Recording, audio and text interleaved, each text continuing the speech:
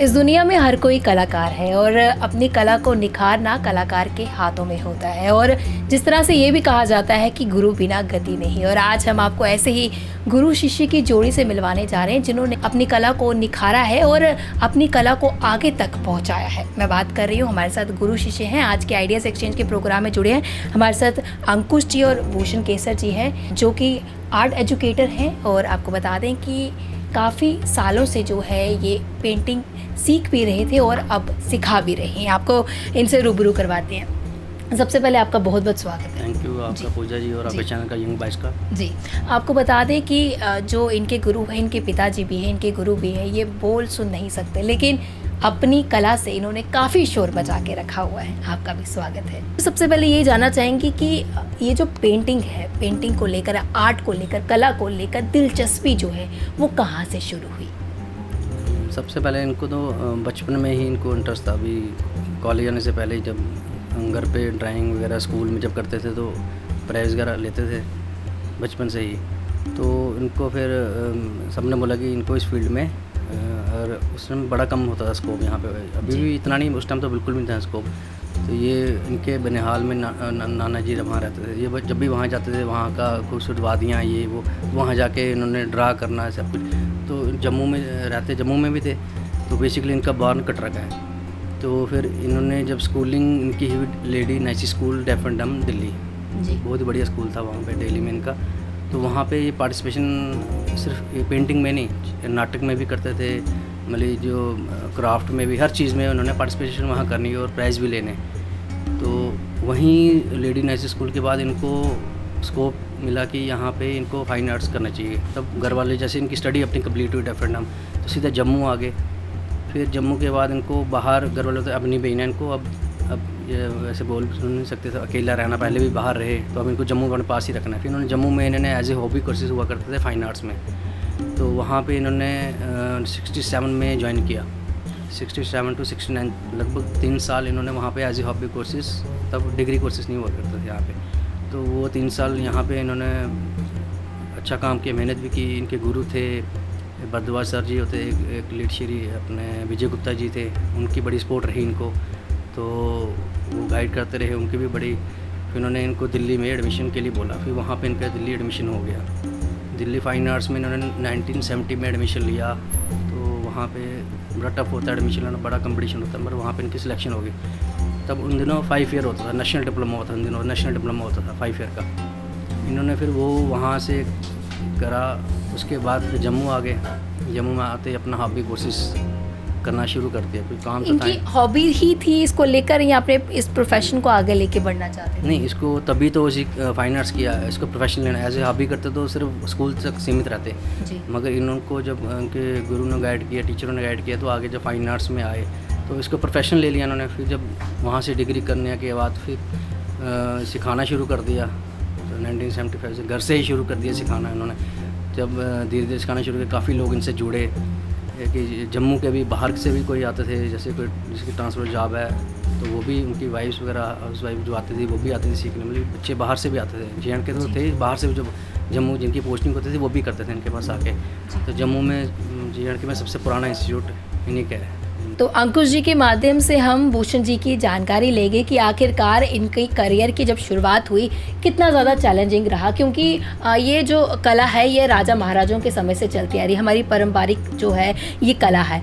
आज के टाइम पर इतनी ज़्यादा इससे इम्पोर्टेंस, तवज्जो नहीं दी जाती है, लेकिन इन्होंने जब शुरुआत की थी उस टाइम पर क्या था? उस टाइम तो वहाँ पे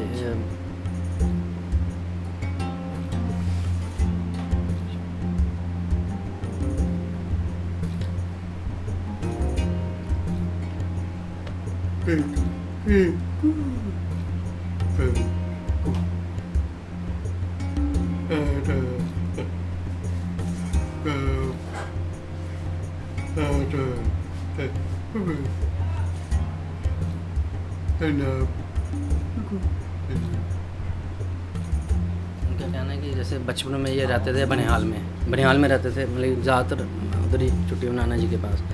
तो वहाँ का जो नेचर है सब कुछ वहाँ से भी बड़ा प्रभावित हुए वहाँ। और वहाँ जब जम्मू में बाहर भेजना एक तो बड़ा चैलेंजिंग था, वहीं पढ़ाना। एक तो वहाँ पे खर्चा बहुत होता है बाहर का, वो इतना अवॉइड करना बड़ा मुश्किल था। जी। पर फिर भी इनके पेरेंट्स ने हिम्मत की, जैसे भी किया अपना अरेंज करके इनको बाहर भेजा पढ़ाई के लिए। जी। तो वहाँ से जब करके आए तो नेचुरली वो आगे अपना काम सिलसिला चला ही रहे हैं तब से जी। पेंटिंग्स का। तो कह रहे हैं कि शुरुआत में कितने ज़्यादा चैलेंज इनके लिए रहा, कितने स्ट्रगल इनको करना पड़ा और कितनी सारी प्रॉब्लम्स जो है इसमें आई।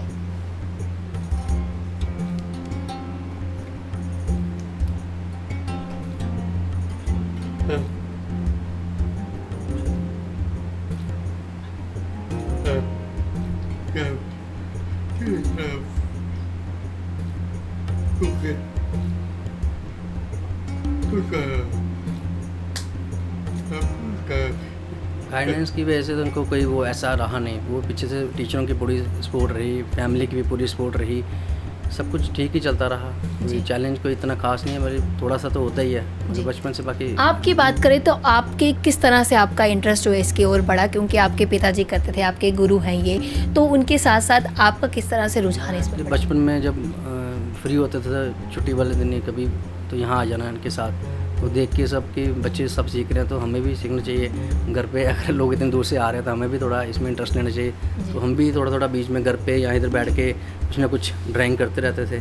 फिर धीरे धीरे फिर जब 12th किया उसके बाद फिर मुझे फ़ाइन आर्ट्स में एडमिशन किया मैंने वहाँ पे फ़ाइन आर्ट्स में, तब 5 ईयर डिग्री कोर्स हुआ करता था। इनके द्वारा जितनी भी पेंटिंग्स बनाई गई हैं वो कहाँ पे एग्जिबिट हुई है? पेंटिंग तो स्टेट में तो काफ़ी बार शो किए हैं, स्टेट में काफ़ी ग्रुप शो, सोलो शो, उसके बाद नेशनल में दिल्ली, उसके बाद चंडीगढ़, मुंबई, कलकत्ता, तो साइप्रस, निकोसिया, बाहर भी उन्होंने किया है शो। बाकी जहांगीर में भी सोलो शो किया है इन्होंने। बाकी स्टेट में भी 5-6 अवार्ड इनके हैं, स्टेट के 5-6 अवार्ड, उसका नेशनल लाइफ एक्स अवार्ड है। उसके बाद ललित कला में 3 बार पार्टिसिपेशन है इनकी, वो भी अपना नेशनल फेलोशिप मिली है इनको 2012 में। इनसे ये चीज़ पूछिए, जितना हम मॉडर्नाइज होते जा रहे हैं, जितना डिजिटलाइजेशन बढ़ते जा रही है, पहले के समय में जो दीवारें होती थी वो हमारी कला से भरी हुई होती थी, पेंटिंग से, लेकिन आज के टाइम पर उसकी जगह जो है वो डिजिटल ले ली है। तो इनसे पूछिए किस तरह से दिखते हैं।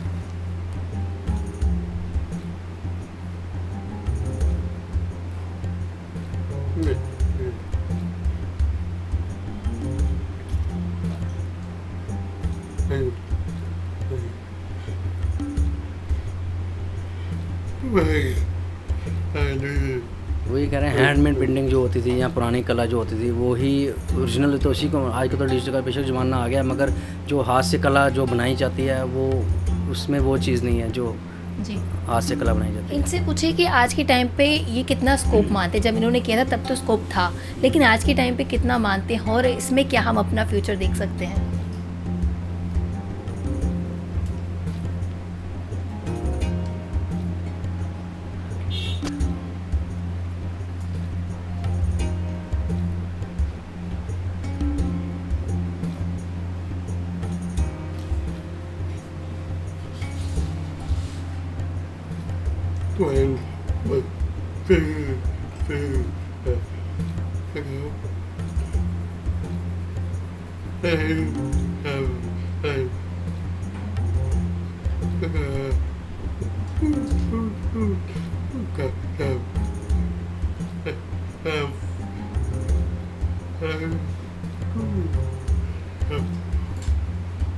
फ्यूचर पहले भी था, फ्यूचर अब भी है, मगर लोग जो है इस फील्ड में कम आना चाहते हैं। बेसिकली प्रॉब्लम ये है कि जॉब प्लेसमेंट एक इस फील्ड में है नहीं, बहुत कम है।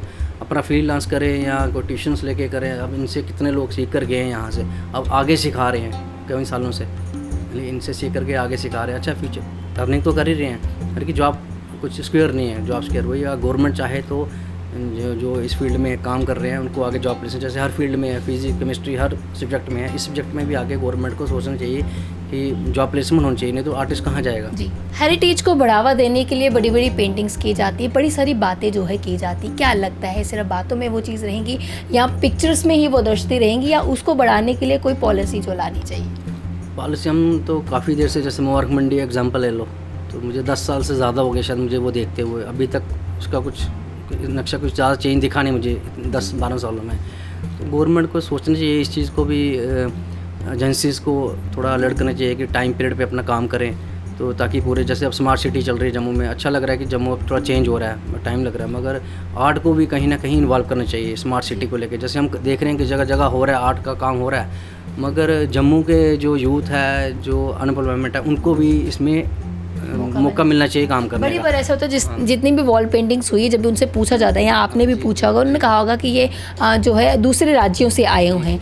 क्या जम्मू में इतना टैलेंट नहीं है, या जम्मू के लोग अवेयर नहीं है, या वो जम्मू के युवाओं पे भरोसा नहीं करते पेंटिंग को लेकर? आपकी बात बिल्कुल सही है, मगर ऐसा नहीं है कि जम्मू में यूथ में टैलेंट नहीं है, टैलेंट बहुत है, मगर वो ये है कि अवेयर नहीं है, लोग इतना अवेयर नहीं है। जहाँ टेंडर निकलता है या कुछ होता है, जहाँ पेपर में आता है, लोग इतने अवेयर नहीं हो पाते, नहीं कर पाते। जो टेंडर भरता है वो ले लेता है, वो बाहर से या जम्मू से इन्वॉल्व करते हैं, बाहर से भी आर्टिस्ट बुला के काम करना शुरू करते हैं। कि जम्मू में भी टैलेंट की कमी, जम्मू के आगे पीछे आप कहीं भी विलेज में चले जाएँ, वहाँ भी बड़ी कला है, आर्ट क्या फोक को लेके काफ़ी कला है बहुत। आप इनसे पूछिए कि कितना बदलाव ये देखते हैं जब इन्होंने शुरुआत की थी, जब ये सीखते थे और अब सिखा रहे हैं उसमें।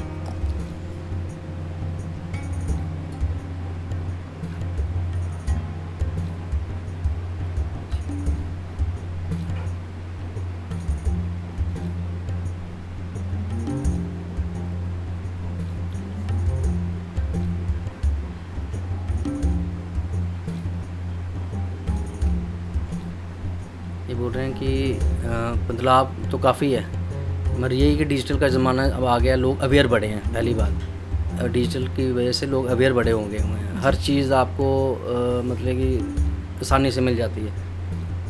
सोशल मीडिया का ज़माना है, नेट का ज़माना है, हर चीज़ आपको अवेलेबल मिल जाती है, मगर जो हाथ से बनी हुई चीज़ और ऐसी चीज़ बनाने में बड़ा फ़र्क होता है। आपको क्या लगता है, इनसे आप पूछिए कि उतनी ज़्यादा इम्पोर्टेंस इस कला को मिल पाई है जितनी मिलनी चाहिए?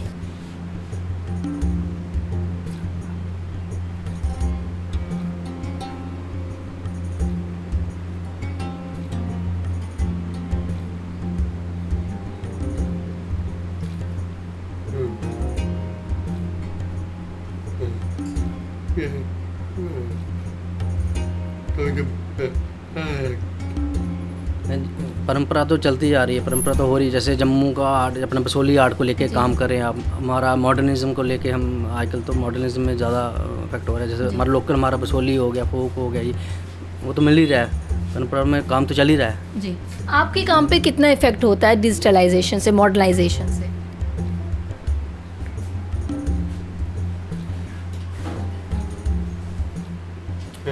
वही कह रहे हैं कि उससे ये है कि आजकल जैसे डिजिटलाइजेशन में हो रहा है कि किसी को अर्जेंट कोई चीज़ चाहिए, जैसे अब हाथ की चीज़ है, उसमें 2-4-5 दिन तो लगते हैं। डिजिटल का क्या है कि आपको 1 घंटे में आपको प्रिंट मिल जाएगा, वो थोड़ा वो तो फ़र्क तो पड़ता है, मगर जो हाथ से बनी हुई चीज़ और उसमें बड़ा फ़र्क है। जो उसमें कलर्स लगने हैं, पिगमेंट्स जो उसमें कलर्स में होते हैं वो इफेक्टिव होते हैं, तो जो प्रिंट वाला होता है उसकी लाइफ थोड़ा ही कम ही होती है। जी, जो अभी इस फील्ड में आना चाहते हैं, जो आ चुके हैं, उनके लिए क्या एक संदेश है इनकी तरफ से, आपकी तरफ से?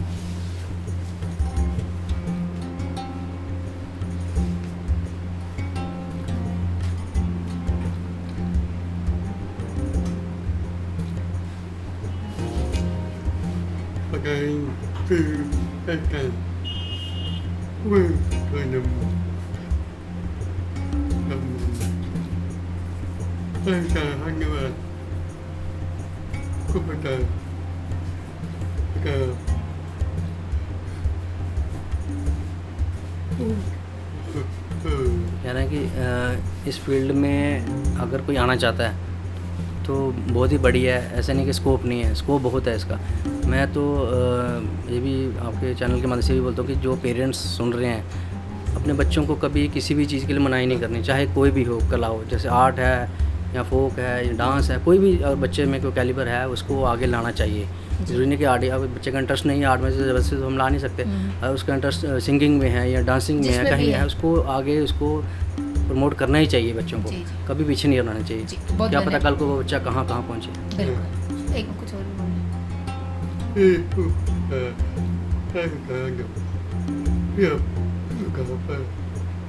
स्टार्टिंग में जब एक तो रेफरेंडम तो कभी JNK में ये अकेले इंस्टीट्यूट जब स्टार्ट किया उन्होंने, तो स्टार्टिंग में जब स्टूडेंट आते थे प्रॉब्लम हुई स्टार्टिंग में कि कैसे सीखेंगे क्या है, मगर वो दिन हो गए, आए के दिन छोटा बच्चा भी होगा तो वो भी इनकी बात इजीली समझ आता है, कभी किसी को कोई परेशानी नहीं आई। बहुत बहुत धन्यवाद हमारे साथ जुड़ने के लिए। तो आज हमने आपको जिस तरह से गुरु शिष्य की जोड़ी से मिलवाया, जिनकी कला जो है वो बोलती है, और ये खुद जो इनके पिताजी हैं बोल सुन नहीं सकते, लेकिन अपनी कला से इन्होंने तहलका मचा के रखा। और कई सारे बच्चे जो है इनके पास आते हैं, देश के अलग अलग हिस्सों से भी यहाँ पर सीखने के लिए आते हैं और अच्छे से समझ भी पाते हैं। इनका यही कहना है, साफ तौर से सरकार से भी उन्होंने ये बात कही है कि जब भी कोई टेंडर लाई जाते हैं, जब भी कोई इस चीज़ को लेकर कोई भी चीज़ लाई जाती है, इन तक अवेयरनेस नहीं होती, इन तक जानकारी नहीं पहुंच पाती। अगर आप बाहर के लोगों को एक मौका देते हैं कि हमारे जम्मू को ब्यूटीफाई करने का, तो साथ ही साथ जो लोकल युवा हैं उन्हें भी मौका दिया जाना चाहिए। अगले अपडेट लेकर फिर मैं हाजिर होंगी, तब तक के लिए आप देखते रहिए यंग बाइट्स। फिर जर्नलिस्ट राजीव गुप्ता के साथ मैं पूजा ठाकुर, यंग बाइट्स जम्मू।